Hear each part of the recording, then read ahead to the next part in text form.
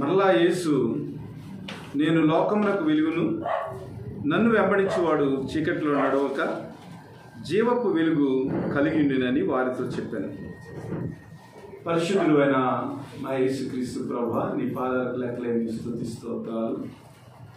గడిచిన కాలమంతా మమ్మల్ని కాచి కాపాడి మీ కృపలో బలపరిచి ఈ పునరుద్ధాన దినాన్న నాయన నీ వాక్యాన్ని ధ్యానం చేయటానికి, నీ వాక్యం ద్వారా మేము బలపడి ఆదరణ పొందటానికి కృప చూపించమని ప్రభా, నీ వాక్యము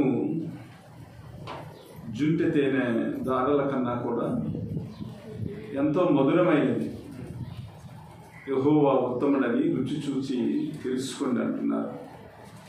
కాబట్టి నీ వాక్యాన్ని మేము రుచి చూసి నీ జీవపు వెలుగులో మా జీవితాలను చక్కబెట్టుకుంటానికి సహాయం చేసి నడిపించమని, బలపరచమని, మీరే ఘనత మహిమ పొందమని ఈ మనవులన్నీ వాక్యమై ఉన్న ప్రభువైన యేసుక్రీస్తు నామమున అడిగి వేడుకుంటున్నాం పరమ తండ్రి. ఆమేన్. దేవుని నామానికి వందనాలు. ఈరోజు యేసుక్రీస్తు ఈ లోకానికి వెలుగుగా ఉన్నాడని, ఆయన ఇచ్చిన సాక్ష్యం ఏదైతే ఉందో అది చాలా బలమైనదని, ప్రభువైన దేవుడు ఏదైతే సాక్ష్యాన్ని ఇచ్చాడో ఆ సాక్ష్యాన్ని స్థిరపరిచేదానికి పరిశుద్ధాత్మ దేవుడు కూడా ఆయన సాక్ష్యాన్ని స్థిరపరిచి యేసు ప్రభు ఈ లోకానికి వెలుగని ఆయన నామాన్ని ఆయన రూఢి చేశారు. దీని గురించి మనం ఈ రోజున ఆలోచన చేయాలి. దేవుని సాక్ష్యము బలమైనది. సాక్ష్యం ఇచ్చినవాడు పరిశుద్ధాత్మదేవుడు. ఈ లోకానికి ప్రభువైన యేసుక్రీస్తు వారు వెలుగుగా ఉన్నారు.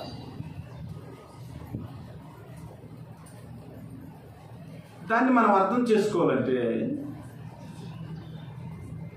ఈ భూమికి సూర్యుడు ఎలాగైతే వెలుగుగా ఉన్నాడో, మానవాళి మొత్తానికి సూర్యుడు వెలుగుగా ఉండి ఆ సూర్యుని యొక్క కాంతిలో మన అనుదిన లేదా దైనందిక జీవితానికి కావలసిన ప్రతి పనిని కూడా మనం చేసుకుంటా ఉన్నాం.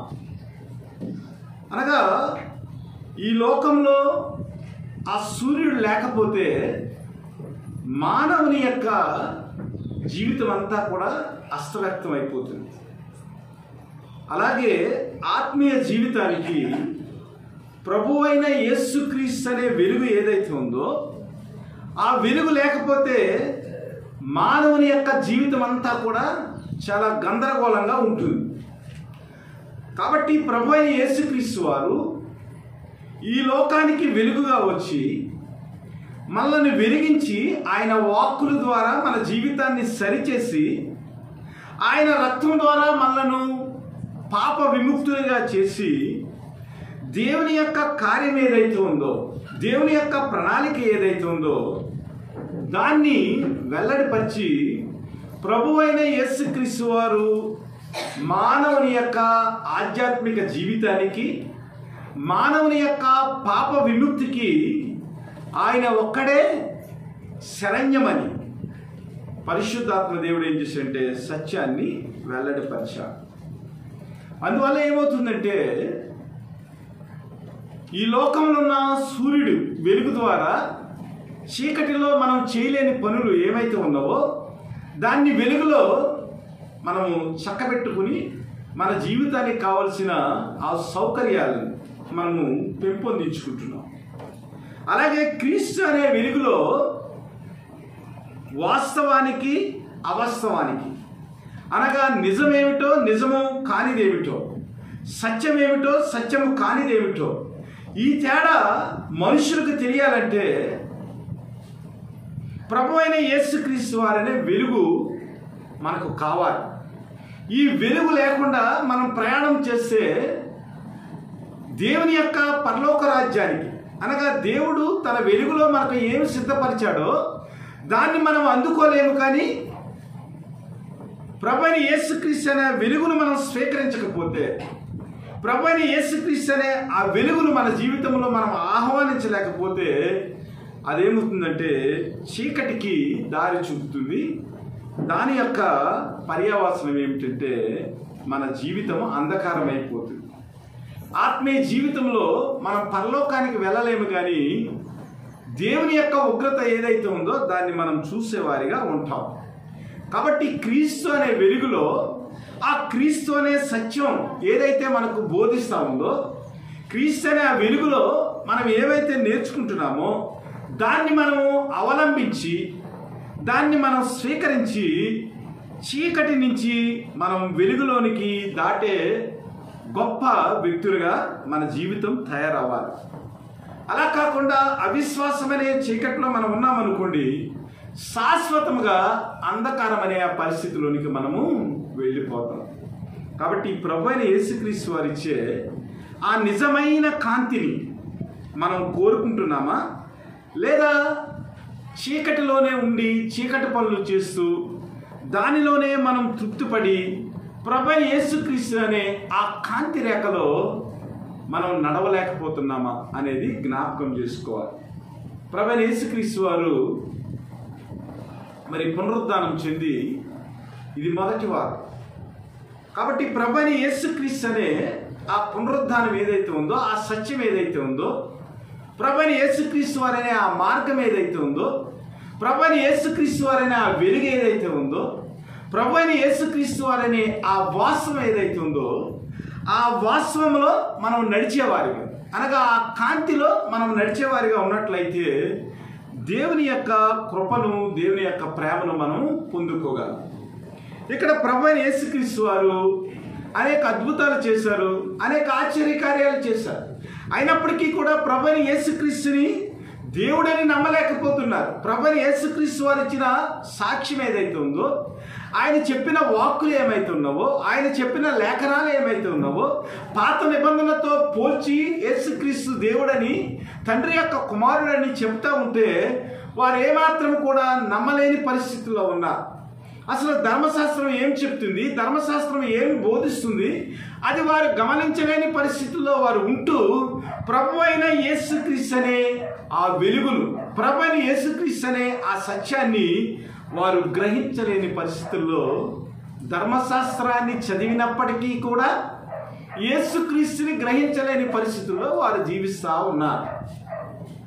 ఈనాటి క్రైస్తవ ప్రపంచము, ఈనాటి క్రైస్తవ విశ్వాసులు కూడా ప్రతిరోజు దేవుడితో ఉంటాము, లేదా దేవునితో నిబంధన చేశాము, దేవుని ప్రజలుగా మేము జీవిస్తాము అని చెబుతూనే కూడా దేవుని యొక్క సత్యాన్ని ఎరగని వారిగా, దేవుని యొక్క సత్యాన్ని అవలంబించలేని వారిగా, దేవుని యొక్క వెలుగును స్వీకరించలేని వారిగా క్రైస్తులమని చెప్పుకుంటానే అంధకార స్థితిలోనికి వారు నెట్టివేయబడుతున్నారు.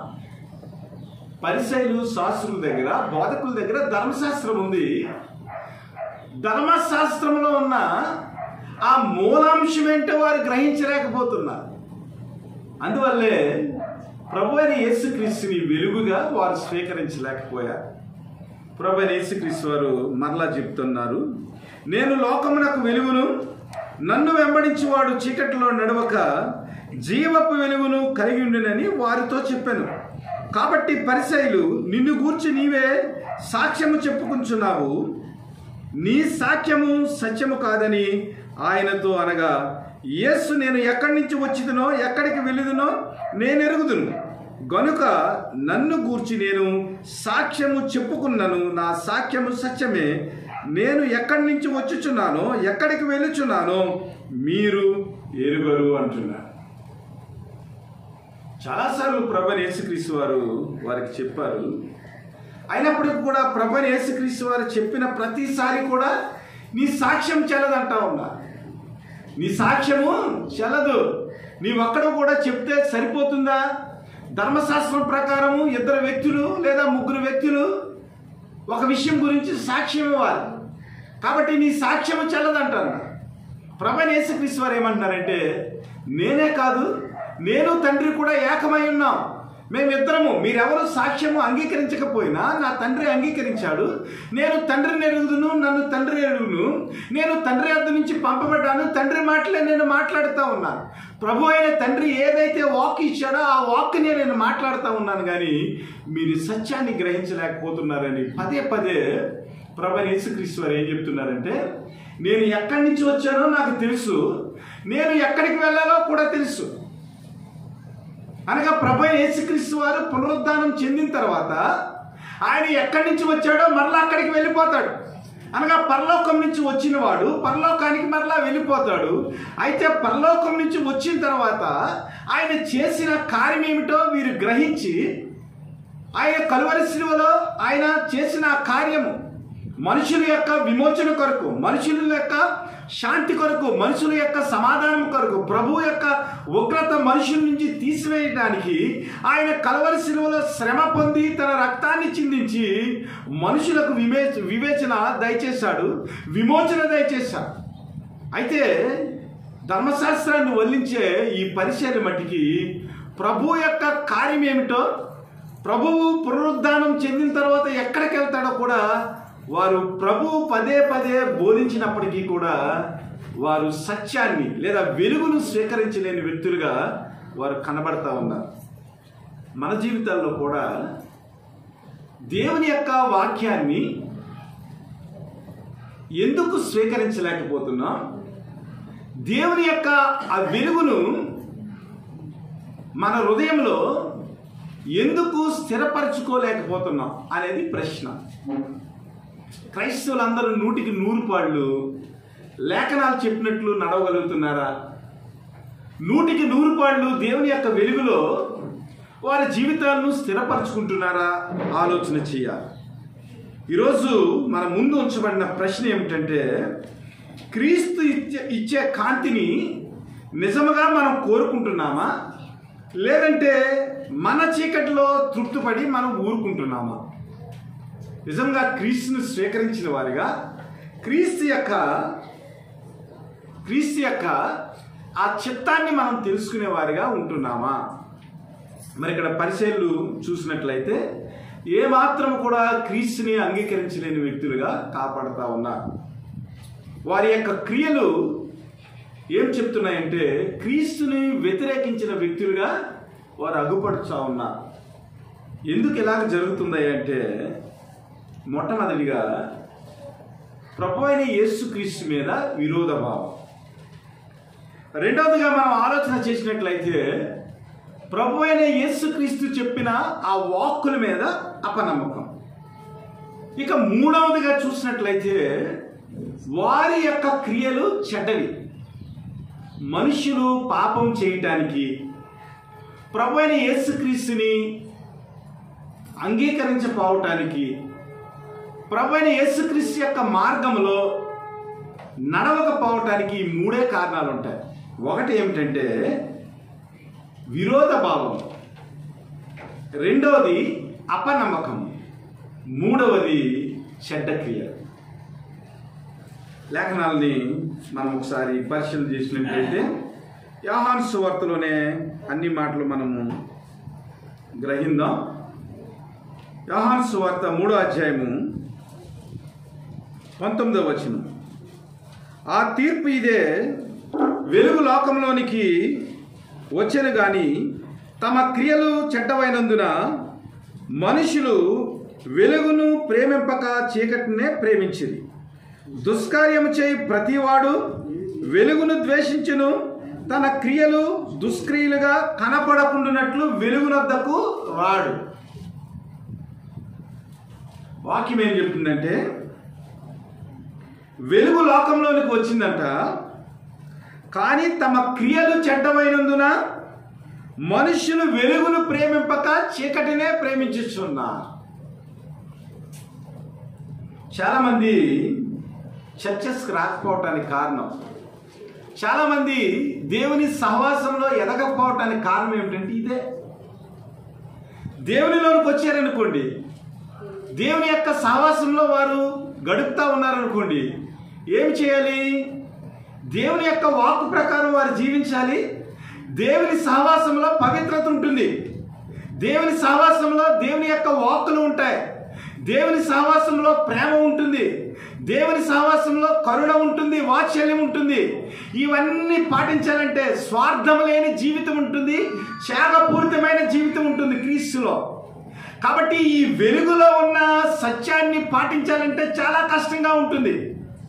కాబట్టి ప్రజలు ఏం చేస్తారంటే వెలుగును ప్రేమించక, అనగా వెలుగులో ఉన్న గుణాలు ఏమైతే ఉన్నావో, వెలుగులో ఉన్న సత్యం ఏదైతే ఉందో ఆ సత్యాన్ని పాటించలేక వారు ఏం చేస్తారంటే చీకటిలోనే నడుస్తూ ఉంటారు. ఎందుకంటే వెలుగు దగ్గరికి వచ్చినప్పుడు ఆ వెలుగులో చీకటి అంతమైపోతుంది.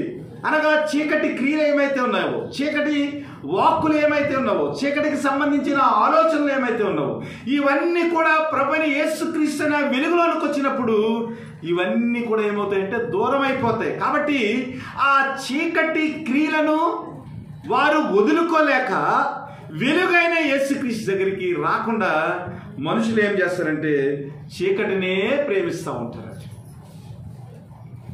ఆ తర్వాత మనం ఆలోచన చేసినట్లయితే దుష్కారం చేయి ప్రతివాడును వెలుగును ద్వేషించును, తన క్రియలు దుష్క్రియలుగా కనపడినట్లు వెలుగు యొద్దకు రాడు.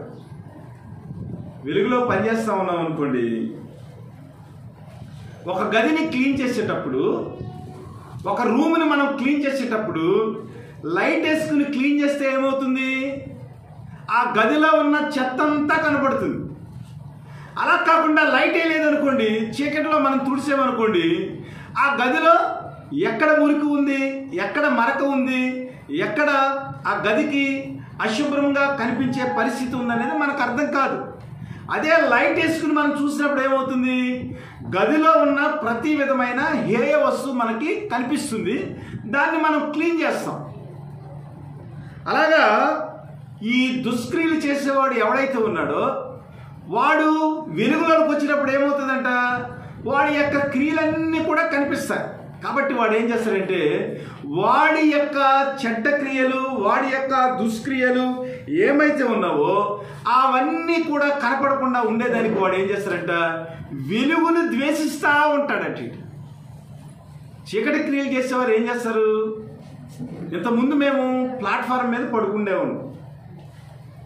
మా ఇంట్లో వాళ్ళందరూ రైల్వే జాబ్ కాబట్టి మాకు రైల్వే క్వార్టర్స్, గొల్లపురంలో రైల్వే క్వార్టర్స్ వరుసగా ఉండేవి.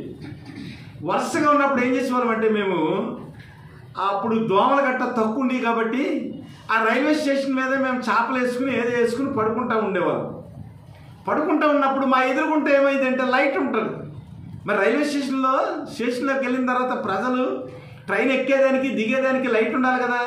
కాబట్టి లైట్లన్నీ వెలుగుతూ ఉండి మేమేం చేసేవాళ్ళం అంటే మేము పడుకున్నప్పుడు మాకు ఆ లైట్ ఇబ్బందిగా ఉండేదని స్టేషన్ మాస్టర్ అలా వెళ్ళిన వెంటనే లైట్ చేత కొట్టేసుకోవాలి. పొద్దున వచ్చేటప్పటికి స్టేషన్ మాస్టర్ అనేవాడు, యహాన్ గారు మీ అబ్బాయిలు ఎవరో మొత్తం మీద లైట్ పోగొట్టేస్తున్నారండి, రోజుకో లైట్ వేస్తున్నామండి. అంటే దీని అర్థం ఏమిటి, లైట్ ఉన్నప్పుడు మనం చేసే చెడ్డ క్రియలు ఏవైతే ఉన్నావో అవన్నీ కూడా లైట్లో చక్కగా కనపడతాయి. అనగా ప్రభు అయిన యేసుక్రీస్తు అనే ఆ వెలుగు దగ్గరికి వచ్చినప్పుడు ఏమవుతుందంటే మన హృదయంలో ఉన్న చీకటి క్రియలన్నీ కూడా వెలుగులో కనబడతాయి. కాబట్టి మనం ఏం చేస్తాం, మన చీకటి క్రియలు కనబడుతున్నవి కాబట్టి మనము వెలుగును ద్వేషిస్తూ ఉంటాం. ఈ రోజున ప్రజలు కూడా ప్రభువైన యేసుక్రీస్తును స్వీకరించకపోవటానికి, ప్రభువైన యేసుక్రీస్తు యొక్క వెలుగులో నడవకపోవటానికి కారణం ఏమిటంటే ఆ వెలుగులో వీరి యొక్క చీకటి క్రియలు కనబడతాయని వారు ఏం చేస్తారంటే వెలుగైన యేసుక్రీస్తు దగ్గరికి చేరలేరు సరికదా, అలాగే వెలుగును వారు ద్వేషించేవారిగా ఉన్నారు. అదే వెలుగుని ప్రేమించేవాడైతే, సత్యవర్తనుడైతే, వాడు దేవుని మూలముగా పుట్టినవాడు కాబట్టి దేవుని యొక్క ప్రేమ వాడికి తెలుసు కాబట్టి వాడు ఏం చేస్తాడు, యథార్థతగా జీవించేవాడు వాడి క్రియలన్నీ కూడా వెలుగు క్రియలుగా ఉంటాయి కాబట్టి ఆ వెలుగు కొరకు వాడు ఏం చేస్తాడు, ఆతురపడతాడు.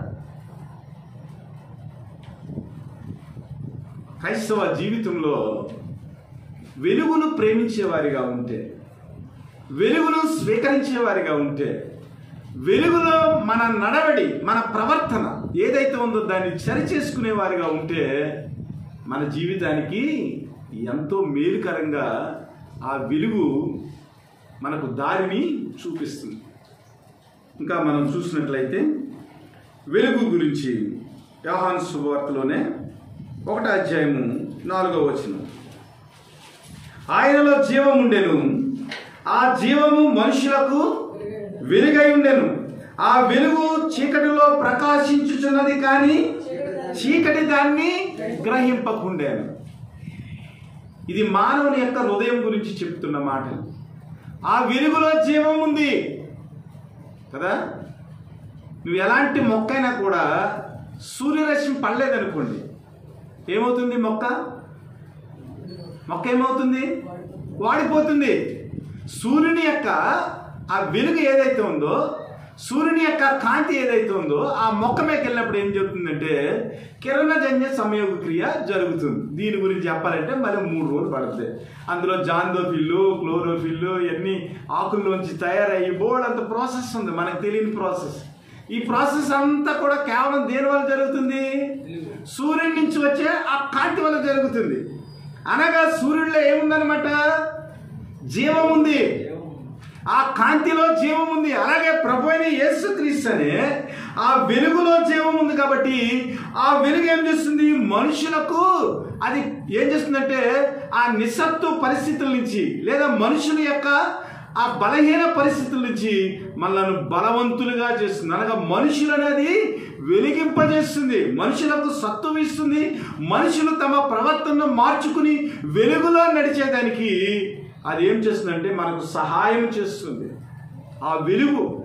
ఎందుకంటే ఆ వెలుగులో జీవం ఉంది. అయితే ఆ వెలుగు చీకటిలో కూడా ప్రకాశిస్తుంది. కానీ చీకటి ఏం చేస్తుందంటే దాన్ని ఏమాత్రం కూడా గ్రహించటం లేదు. శాస్త్రులు పరిచయంలాగా ప్రభు అయిన యేసుక్రీస్తు అనే ఆ జీవవాక్కులు వారి జీవితంలో వచ్చినప్పటికీ కూడా వారు ఏం చేస్తున్నారంటే గ్రహించలేని పరిస్థితుల్లో ఉన్నారు. మనము దేవుని యొక్క ఆ జీవాన్ని అందుకున్న వారంగా, దేవుణ్ణి ప్రేమించే వారంగా మనం ఏం చేయాలంటే క్రీస్తు యొక్క వెలుగు మన జీవితాల్లో ప్రకాశించుచున్నప్పుడు దాన్ని ఏమాత్రం కూడా త్రోసివేయకూడదు. ఇంకా పాత నిబంధన లేఖనాన్ని ఒకదాన్ని మనం ఆలోచన చేద్దాం. కీర్తనలు 90వ కీర్తన 8వ వచనం,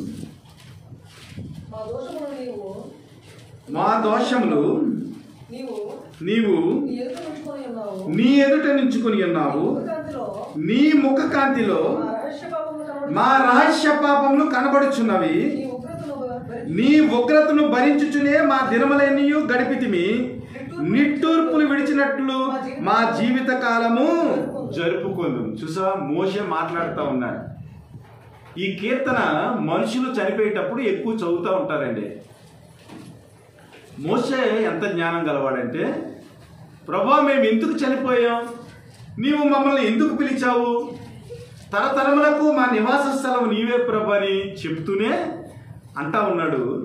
ఇదిగో నాయన, మేము చనిపోవటానికి కారణం ఏమిటంటే మా దోషాలన్నీ కూడా నీవు నీ ఎదుట ఉంచుకుని ఉన్నావు, నీ ముఖ కాంతిలో మా రహస్య పాపములన్నీ కూడా కనపడుచున్నవి, నీ ఉగ్రతను భరించుచునే మా దినములన్నీ గడిపితిమి, నిట్టూర్పులు విడిచినట్లు మా జీవిత కాలము జరుపుకుంది.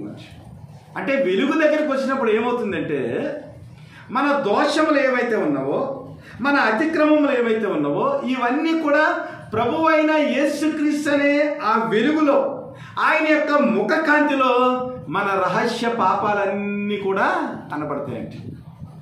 అంటే ప్రభు అయిన యేసుక్రీస్తు యొక్క ఆ వాక్కును లేదా ప్రభు అయిన యేసుక్రీస్తు యొక్క ఆ లేఖనాలను మనం చదివినప్పుడు ఏమవుతుందంటే మన మనస్సాక్షి, మనలో ఉన్న చీకటి క్రియలు ఏమైతే ఉన్నావో, మనం ప్రభువుకి వ్యతిరేకంగా ఏదైతే జీవిస్తూ ఉన్నామో, మన జీవితంలో ఏవైతే దుష్క్రియలు ఉన్నావో, మనం ఏవైతే ప్రేమిస్తూ ఉన్నామో, చీకటిలో మనం చేసిన క్రియలు ఏమైతే ఉన్నావో అవన్నీ కూడా లేఖనముల యొక్క వెలుగులో వేకు చుక్కైన ప్రభువైన యేసుక్రీస్తు యొక్క ఆ వాక్యములు ఏమవుతున్నాయంటే రహస్య పాపాలన్నీ కూడా అనబడతా ఉన్నాయి. అందుకనే శాస్త్రులు పరిచయాలు చేసే వారు దుష్క్రియలు ఏమైతే ఉన్నావో అవన్నీ కూడా ప్రభువైన యేసుక్రీస్తు యొక్క వాక్కులో, ప్రభువైన యేసుక్రీస్తు బోధించే ఆ లేఖనాల్లో చాలా తేటతెల్లంగా కనబడతా ఉన్నాయి. కాబట్టి వారు ఏం చేస్తున్నారంటే ప్రభువైన యేసుక్రీస్తుని ప్రేమించకుండా, ప్రభువైన యేసుక్రీస్తు చెప్పిన వాక్కులు పట్టించుకోకుండా నీవు చెప్పే సాక్ష్యం ఏమాత్రం కూడా సరిపోదని వారు ప్రభువైన యేసుక్రీస్తుని వారు ఏం చేస్తున్నారంటే ఈ లోకపరమైన వ్యక్తిగా గమనించి వారు ప్రభువైన యేసుక్రీస్తు యొక్క సాక్ష్యాన్ని త్రోసిపుచ్చుతా ఉన్నారు. ఇక్కడ మనం చూసినట్లయితే మీరు శరీరమును బట్టి తీర్పు తీర్చుచున్నారు, నేనెవరికి తీర్పు తీర్చున్నాను అనగా ప్రభువైన యేసుక్రీస్తు వారి యొక్క పరిస్థితి ఎలా ఉందంటే ఒక వడ్లవాణి కుమారుడిగా ఉన్నాడండి. ఒక మనిషిని యొక్క గర్భం నుంచి పుట్టిన కుమారుడిగా ఉన్నాడు, మనుష్యుడిగా ఉన్నాడు. ఆయన యొక్క వృత్తిరీత్యా, ఆయన యొక్క స్థితిరీత్యా చూసినప్పుడు ఎలా ఉందంటే ప్రభువైన యేసుక్రీస్తు వారు చాలా దీనస్థితిలో ఉన్నట్లు కనబడతా ఉన్నారు. కాబట్టి ప్రభువైన యేసుక్రీస్తు యొక్క దీనస్థితిని చూసి ప్రభువైన యేసుక్రీస్తు వారు చేసే పనిని బట్టి వారు ఏమనుకున్నారంటే ఒక మనుష్య కుమారుడు దేవుని కుమారుడు ఎలాగవుతాడని శరీరాన్ని బట్టి వారు ఏం చేస్తున్నారు, ప్రభువైన యేసుక్రీస్తుని వారు చూస్తూ ఉన్నారు. కానీ ప్రభువైన యేసుక్రీస్తు యొక్క వాక్కులను బట్టి వారు దేవుణ్ణి లేదా ప్రభువైన యేసుక్రీస్తుని తండ్రి కుమారుడుగా దేవుడిగా వారు గ్రహించలేని పరిస్థితి. ఒక పాస్టర్ గారు, చాలా పెద్ద పాస్టర్ గారు, ఆయన మనుషులు ఎలాగ రియాక్ట్ అవుతారని కాళ్ళకి అవాయి చెప్పులు వేసుకుని నలిగిపోయిన డ్రెస్ వేసుకుని ఆయన ఏం చేశాడంటే ఒక పెద్ద మీటింగ్కి వెళ్ళాడంట. పెద్ద మీటింగ్కి వెళ్తే ఆయన ముందర సీట్లో కూర్చున్నాడంట. ముందర సీట్లో కూర్చుంటే అక్కడికి వచ్చిన పెద్దలు, యూత్ వారు అందరూ ఏం చేశారంటే బాబు నీ వేషం బాగోలేదు కాబట్టి వెనక్కి వెళ్ళి కూర్చున్నారంట కదా. ఒక అరగంట పోయిన తర్వాత అదే వ్యక్తి ఏం చేశాడంటే మరలా డ్రెస్ మార్చుకుని షూట్ వేసుకుని ఆయనే ప్రసంగం చేశాడంట. వీళ్ళకి ఏం అర్థం కాలేదు కదా. ఆయన మామూలు స్థితిలో కామన్ మ్యాన్గా నలిగిపోయిన దుస్తులు వేసుకుని అవాయి జోళ్ళు వేసుకుని ఆయన కూర్చుంటే సభలో, మహాసభలో కూర్చుంటే ఇంచుమించు 4 లక్షల 5 లక్షల మంది ఉన్నారంట. ఆ సభలో కూర్చుంటే ఎవరు కూడా ఆయన స్పీకర్ అని జ్ఞాపకం చేసుకోలేదు, స్పీకర్ అని గుర్తుపట్టలేదు. అదే వ్యక్తి సూట్ వేసుకుని మరి ప్రసంగం చేస్తూ ఉంటుంటే ప్రజలకు అయోమయం అయిపోయిందంట. అంటే మనుషులు ఎలా ఉంటారంటే మనుషులను ఆత్మతో వివేచింపకుండా ఈ లోకపరమైన వైఖరిని బట్టి, ఈ లోకపరమైన స్థితిని బట్టి, ఈ లోకపరమైన అధికారాన్ని బట్టి వారు ఏం చేస్తారంటే మనుషులకు మార్కులు వేస్తూ ఉంటారు. ప్రభువైన యేసుక్రీస్తు వారు చాలా దీనుడిగా వచ్చాడు కాబట్టి ఆయన తీర్పు తీర్చే వ్యక్తిగా, తీర్పు తీర్చే రాజుగా రాలేదు. ఆయన గాడిద ఎక్కి దీనుడిగా వచ్చాడు. ఆయన తీర్పు తీర్చేవాడైతే, అధికారం కలిగి ఉన్నవాడైతే వీరందరూ జడుదురు. ఈయన మాట చెప్పినప్పుడు వారు పాటించలేదనుకోండి, ఆయన ఏదైనా ఆశ్చర్యకార్యం చేసినప్పుడు దాన్ని వారు గ్రహించలేదనుకోండి, ఇదిగో నేను దేవుని కుమారుని కాదా మీ మీద ఉగ్రత చూపిస్తున్నానని వెంటనే అంజూరపు చెట్టును ఆయన శపించినట్లు మనుషులను కూడా శపిస్తే ఆయన 3.5 సంవత్సరాల్లో యూదులు ఎవడో కూడా మిగలకపోదుడు. ఆయన సామాన్య మనుషుడిగా వచ్చి దేవుని కుమారుడిగా, నేనే దేవుని కుమారుడు అని చెప్తా ఉంటే ఎవరు కూడా ఈ లోకపరమైన స్థితిని బట్టి ప్రభువైన యేసుక్రీస్తుని రాజుగా, ప్రభువైన యేసుక్రీస్తుని ప్రభువుగా వారు అంగీకరించలేకపోతున్నారు. కాబట్టి ప్రభు ఏం చేస్తున్నాడంటే ఆయన యొక్క సాక్ష్యం గురించి మాట్లాడుతూ ఉన్నాడు. నేను దేవుని కుమారుడని చెప్తా ఉన్నా, నేను తిరిగి లేస్తానని చెప్తా ఉన్నాడు. అలాగే నేను తిరిగి నా తండ్రి దగ్గరికి వెళ్తానని చెప్తా ఉన్నాడు. అయినప్పటికీ కూడా ప్రభువైన యేసుక్రీస్తు వారి యొక్క మాటను వారు వినటం లేదు. అనేక సార్లు చెప్పాడు, ఇదిగో యోహాను నా గురించి చెప్పాడు కదా, మరి యోహాను యొక్క సాక్ష్యాన్ని మీరు నమ్ముతున్నారా? నమ్ముతున్నాం. మరి మనుషుని యొక్క సాక్ష్యం కంటే దేవుని కుమారుడైన నేను చెప్పే సాక్ష్యం చాలా గొప్పది కదా, మీరు ఎందుకు నమ్ముతలేదు? ప్రశ్న వేస్తా ఉన్నాడు. యోహాను సువార్తలోనే 1వ అధ్యాయం 29వ వచనం, మర్నాడు యోహాను యేసు తన యొద్దకు రాగా చూసి, ఇదిగో లోక పాపమును మోసుకుని పోవు దేవుని గొర్రె పిల్ల.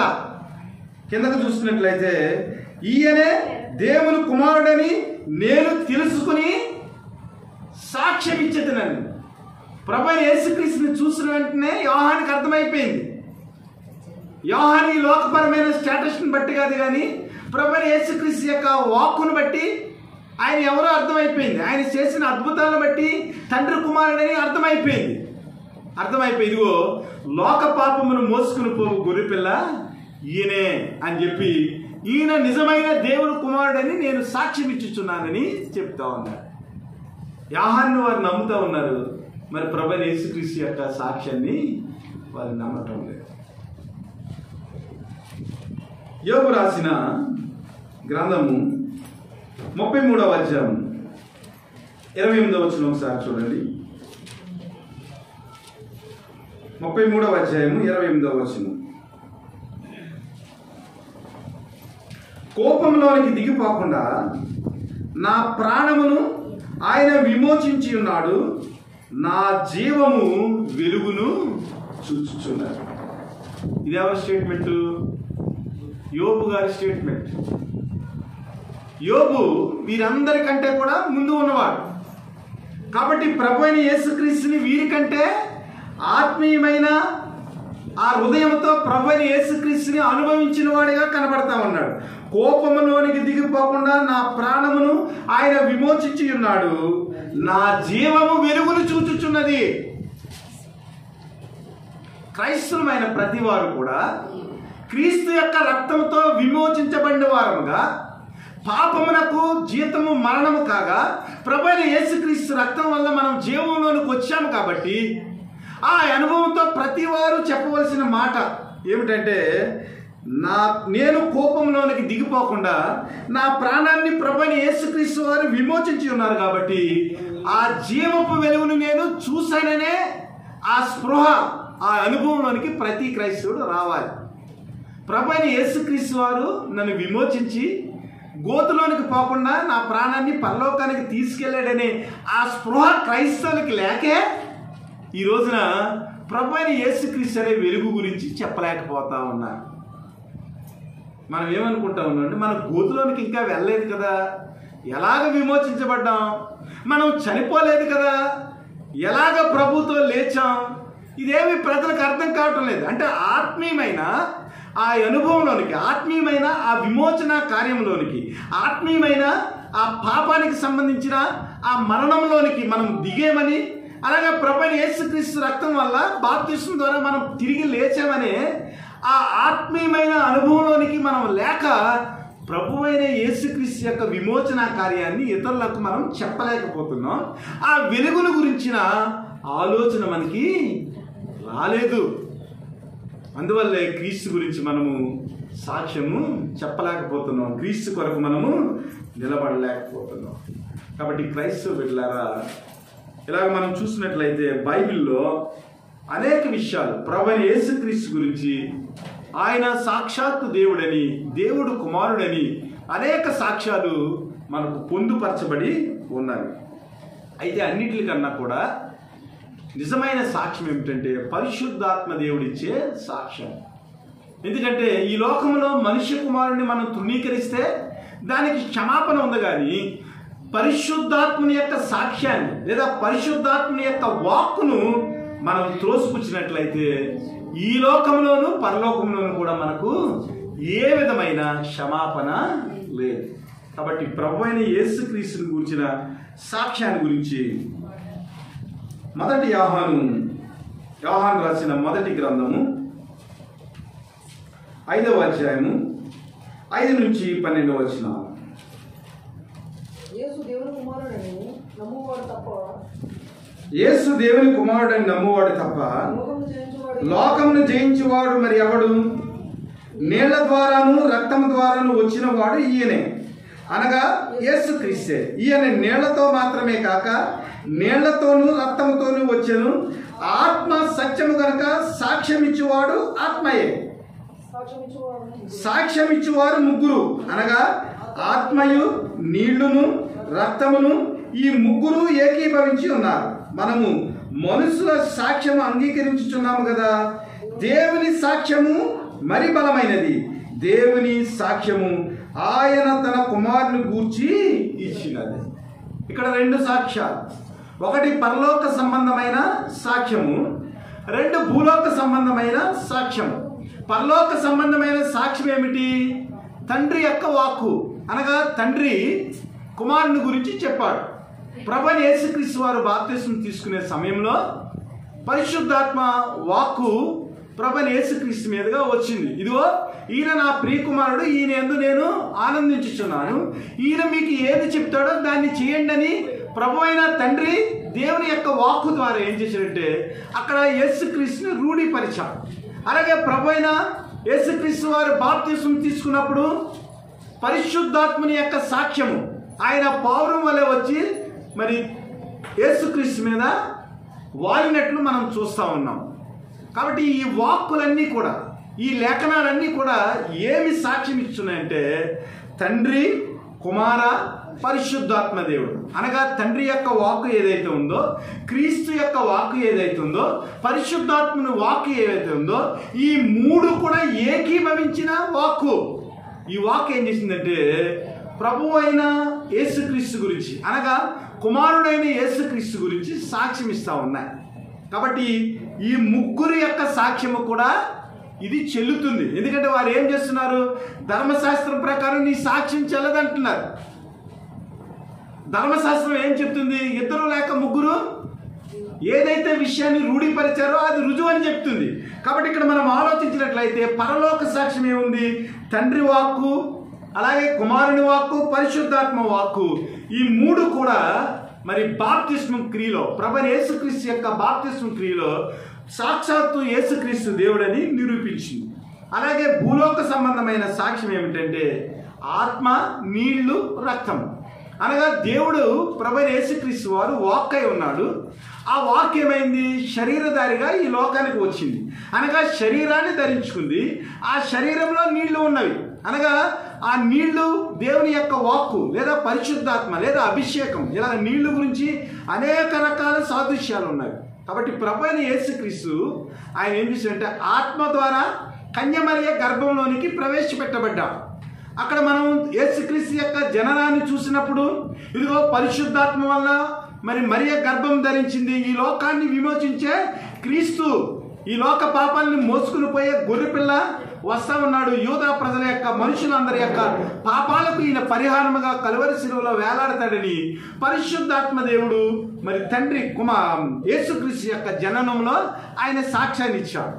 అలాగే మనం చూసినట్లయితే ప్రభువైన యేసుక్రీస్తు వారు శరీరధారిగా ఉన్నాడు కాబట్టి, రక్తంలో ఉన్నాడు కాబట్టి, కలువరి శిలువలో ఆయన చిందించిన రక్తము చేత లేదా ఆయన బోధించిన వాక్కుల చేత ఆయన ఈ లోకములో దేవుని కుమారుడుగా నిరూపించబడ్డాడు. అనగా భూలోక సంబంధమైన సాక్ష్యము, పరలోక సంబంధమైన సాక్ష్యము, అలాగే బాప్తిస్మిచ్చు యోహాను సాక్ష్యము, వీరందరికంటే ముందుగా ఉన్న పరిశుద్ధాత్మ సాక్ష్యము, అలాగే యోబు సాక్ష్యము, ఇన్ని సాక్ష్యాలు ప్రభువైన యేసుక్రీస్తు వారు దేవుడని సాక్ష్యం ఇస్తూ ఉంటుంటే ప్రజలు ఏం చేస్తున్నారంటే తమ దుష్క్రియలు విడవక చీకటిని ప్రేమించుచు మరి ప్రభువైన యేసుక్రీస్తుని విసర్జించే వారిగా కనబడతా ఉన్నారు. అయితే ప్రభువైన యేసుక్రీస్తు అనే ఆ వెలుగును మనం విసర్జించినట్లయితే, ప్రభువైన యేసుక్రీస్తు అనే ఆ కాంతిని మనం స్వీకరించకపోయినట్లయితే మన జీవితాల్లో మరి వెలుగులో ఉన్న జీవాన్ని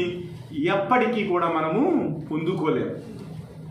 మరి ఆ ఉగ్రత గురించి కానీ ఆ చీకటి గురించి కానీ మనం మరలా చెప్పుకుంటే చాలా ఎక్కువ సమయం పడుతుంది. కాబట్టి ప్రభువైన యేసుక్రీస్తు ఆ వెలుగులో ఉన్న ఆ జీవాన్ని మనం స్వీకరించేదానికి ప్రభువైన యేసుక్రీస్తుని మనం దేవుడుగా అంగీకరించి ఆయన పరలోకం నుంచి వచ్చాడని, అలాగే పునరుద్ధానుడైన తర్వాత మరలా పరలోకానికి తిరిగి వెళతాడని, తండ్రి యొక్క కుడిపార్శ్వాన కూర్చుని అదే క్రీస్తు మరలా తీర్పు తీర్చడానికి, అనాథలుగా ఉన్న మనలను పరలోకానికి చేర్చడానికి ఆయన తిరిగి వస్తాడని మనం విశ్వసించి లేఖనాల్లో ఉన్న సాక్ష్యాలు ఏమైతే ఉన్నావో ఆ సాక్ష్యాలన్నిటికంటే కూడా మరి పరిశుద్ధాత్మ దేవుడిచ్చిన ఆ సాక్ష్యం లేదా దేవుడిచ్చిన ఆ సాక్ష్యము మరీ బలమైందని నమ్మి ఆ వెలుగులో మనం నడిచేవారిగా ఉన్నట్లయితే మనకు ఎంతో శ్రేయస్కరం. దానివల్ల ఉపయోగం ఏమిటనేది 10వ వచనంలో చూసినట్లయితే, దేవుని కుమారుని యందు విశ్వాసం ఉంచువాడు తనలోనే ఈ సాక్ష్యం కలిగి ఉన్నాడు.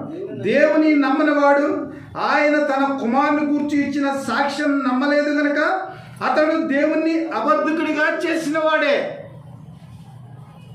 ఇక్కడ ఆగాలి మనం. ప్రభువైన యేసుక్రీస్తుని ఎవరైతే అంగీకరిస్తున్నారో వారందరూ కూడా తమ మనస్సులో దేవుని కూర్చిన సాక్ష్యాన్ని అంగీకరించిన వారిగా, దేవుని కూర్చిన సాక్ష్యాన్ని నమ్మిన వారిగా కనబడతా ఉన్నారు. అయితే ఎవరైతే క్రీస్తు యొక్క సాక్ష్యాన్ని లేదా దేవుని యొక్క సాక్ష్యాన్ని, పరలోక సాక్ష్యాన్ని, యోహాను సాక్ష్యాన్ని, అనేక మంది ప్రవక్తలు ఇచ్చిన సాక్ష్యాన్ని ఎవరైతే తిరస్కరిస్తున్నారో వారందరూ కూడా దేవుణ్ణి అబద్ధికుడిగా చేసినారు. అనగా నీవు అబద్ధాన్ని నమ్మినట్లయితే సత్యాన్ని అబద్ధముగా చేసినట్లు. ఈ పాయింట్ మీరు క్యాచ్ చేయాలి. అబద్ధాన్ని మీరు నమ్మినట్లయితే సత్యాన్ని అబద్ధికునిగా లేదా సత్యాన్ని అబద్ధముగా చేసిన వారు అవుతారు. ఎవడైనా కూడా సత్యాన్ని అబద్ధముగా చేసినట్లయితే ఈ లోకపరంగా కూడా శిక్ష ఉంటుంది కదా. ఎవడైనా సత్యాన్ని అంగీకరించలేదనుకోండి, సత్యాన్ని అబద్ధంగా చేసాడు అనుకోండి, వాడు తీర్పు నుంచి తప్పించుకోగలడా? తప్పించుకోలేడు. కానీ మనం ఏం చేస్తున్నామంటే సత్యాన్ని తిరస్కరించడం వల్ల దేవుణ్ణి అబద్ధికుడిగా చేస్తా ఉన్నాం. ఇది చాలా ఘోరమైన పాపం, క్షమించరాని పాపం. యేసుక్రీస్తుని ఎవడైతే అంగీకరించలేదో వాడు దేవుణ్ణి అబద్ధికుడిగా చేస్తా ఉన్నాడు. మొదటి యోహానులోనే ఇంకొక మాట ఉంటుంది. 1వ వచనం,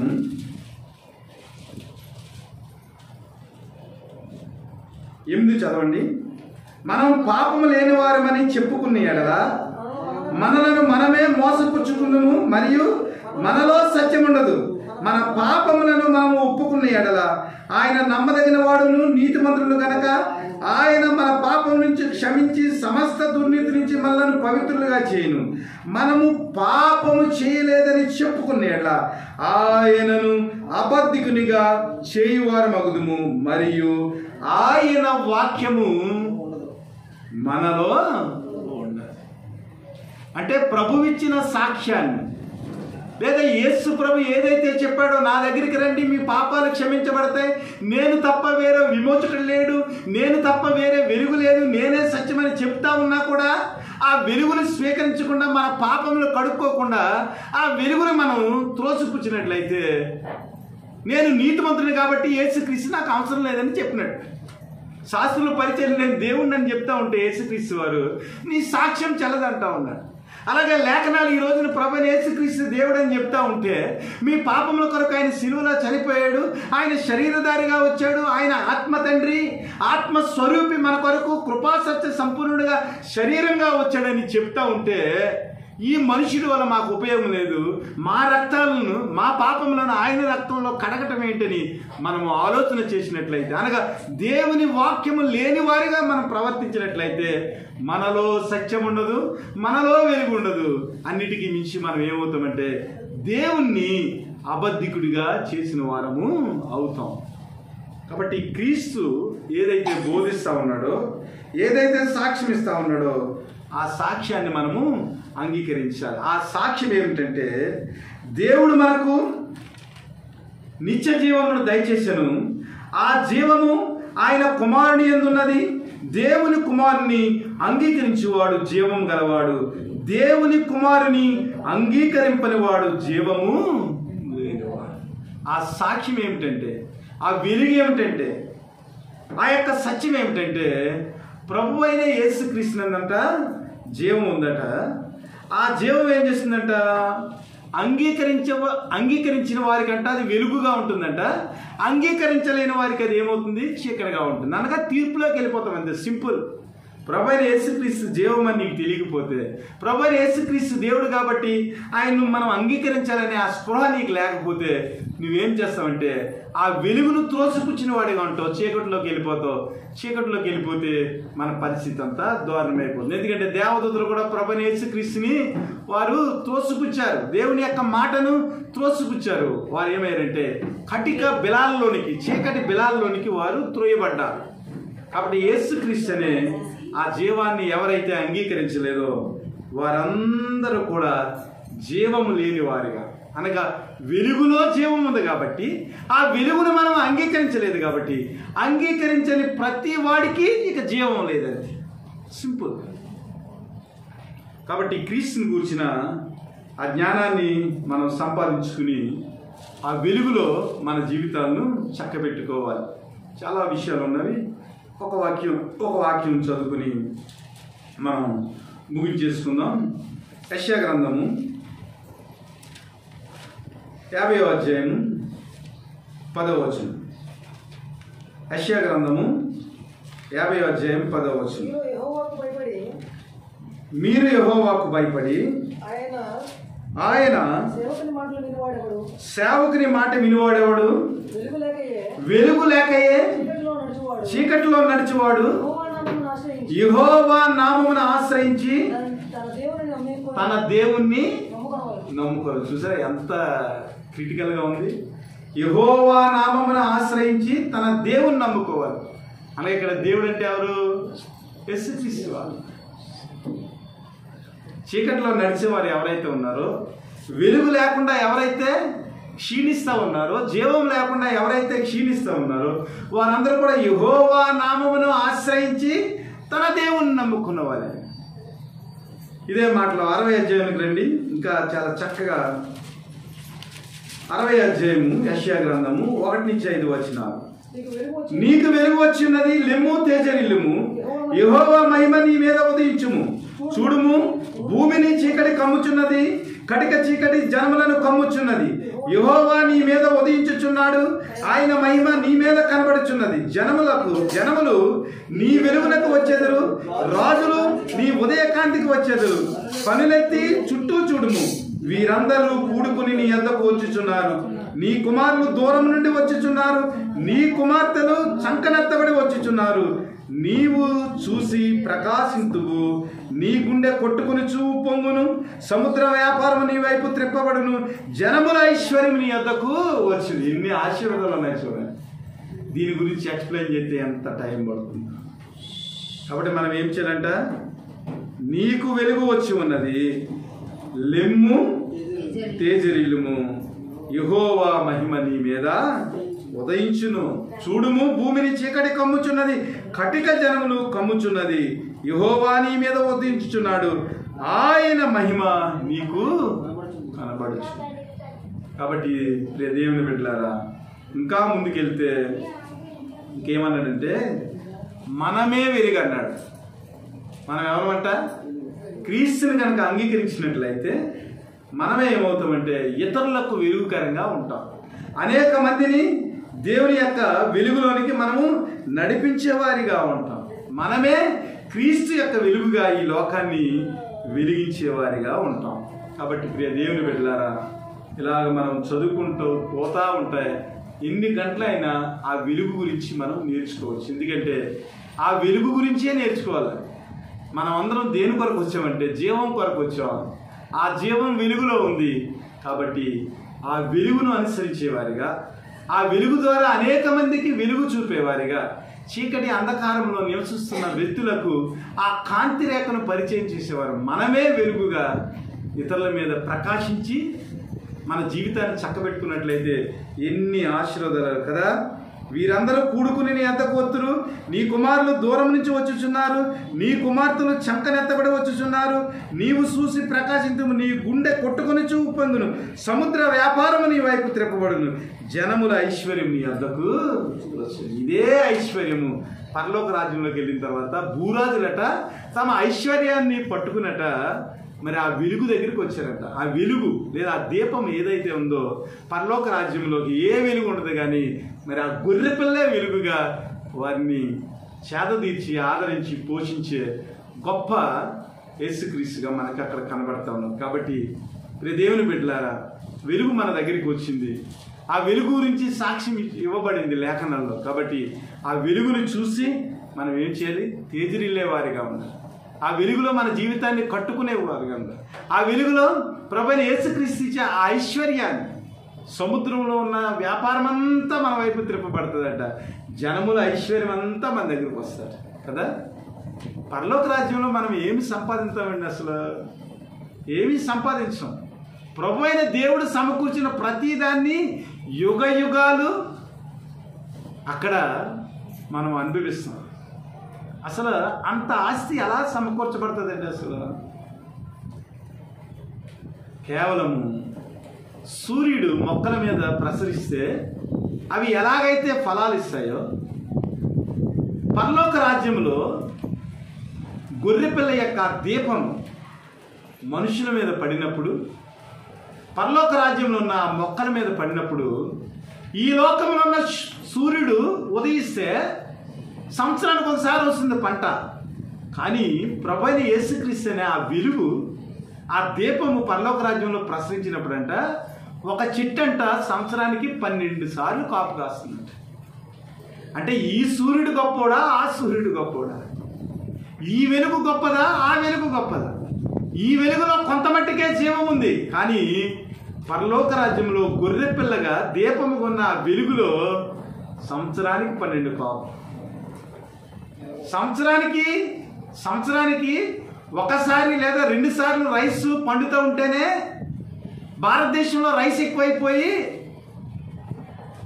ధర పడిపోతుందని, ఊరికి నేస్తే బాగోదని సందుల్లో మొత్తం రైస్ అంతా కలిపి సందుల్లో కలిపేస్తున్నారు. తెలుసా మీకు? ప్రతి సంవత్సరం కొన్ని లక్షల టన్నుల రైస్ ఏమవుతుందంటే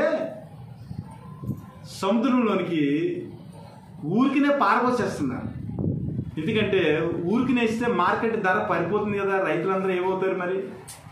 వాళ్ళు కూడా ఊరికినే ఇవ్వాలి పండించి కదా. మరి అలాంటిది సంవత్సరానికి 2 సార్లు పంట వస్తే, దాల్వా సార్వా వస్తేనే మరి రైస్ సముద్రంలో పడేస్తారు కదా.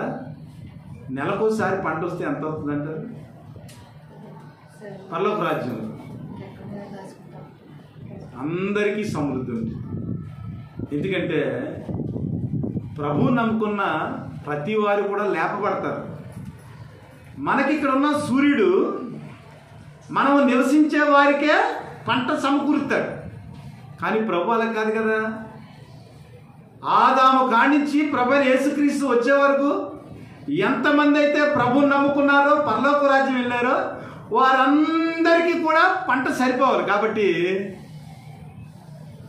ఆ జీవవృక్షము ఫలాలు ఎలాగిస్తుందంటే నెలకోసారి కాపు కాస్తుంది అన్నమాట. అంటే అంత సమృద్ధి వస్తుంది. కాబట్టి దేవుని బిడ్డలారా, ప్రభువైన యేసుక్రీస్తులో అంత సమృద్ధి ఉంది, అంత ఐశ్వర్యం ఉంది.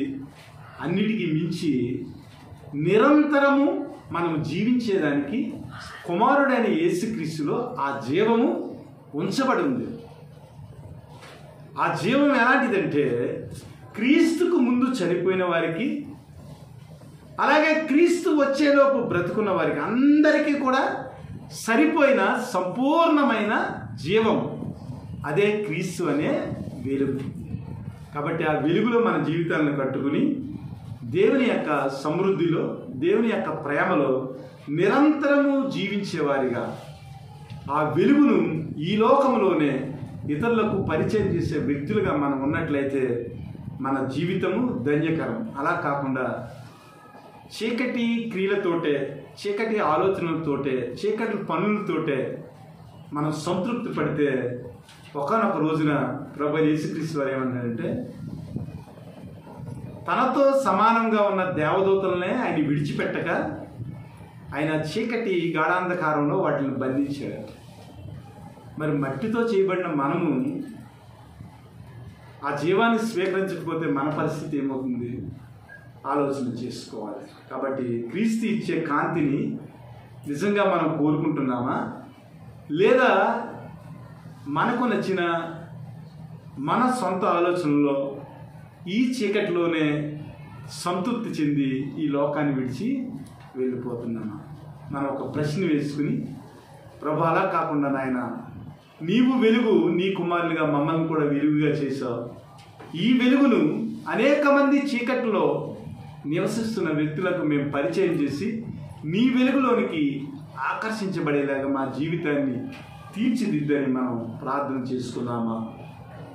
అటు రీతిగా దేవుడు మనకు కృపను అనుగ్రహించి ఆయన యొక్క వెలుగులో ఉన్న జీవాన్ని పొందుకొని నిత్యరాజ్యంలో ఆయనతో పాటు మనం జీవించేవారిగా ఉండాలని, ప్రభు అట్టి కృప మనకు దయచేయాలని ఈ మాటలు ముగిస్తూ మిమ్మల్ని దీవిస్తూ ఆస్వాదిస్తున్నాను. హల్లెలూయా.